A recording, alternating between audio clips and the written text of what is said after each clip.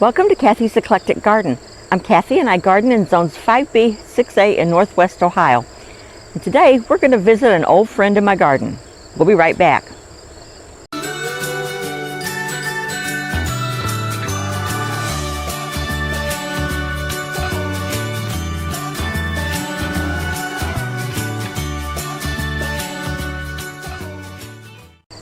Today we're going to visit with my old friend Black-Eyed Susans, Rudbeckia hirta. They're also called yellow oxeye daisies or yellow daisies. They're hardy in zones 3 to 9, and they are an annual, perennial, or biennial. Mine seem to be perennial because they have come back every year since I planted them right there where you're looking. They like full sun and their season is summer to fall.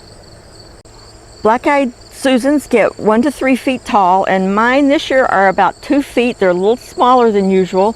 I'm not sure what's causing that, but it seems like everything in the garden this year is a little shorter. They spread 2 to 3 feet, and when you plant them, you need to put them about 18 to 24 inches apart.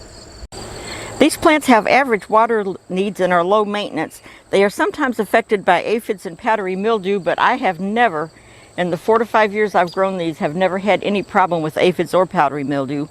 They like any kind of soil. They like moist, well-drained soil, and they are native to the eastern half of the United States. Even though these plants are like full sun, they do well in partial shade. The ones back behind this big clump here have been kind of overshadowed by the growth of the elderberry bush and some coneflowers, but they're still flowering like crazy. They're just not quite as tall as the ones that are getting more sun. I planted these flowers on the north side of the path, and that would be to the left of the screen as you're viewing it.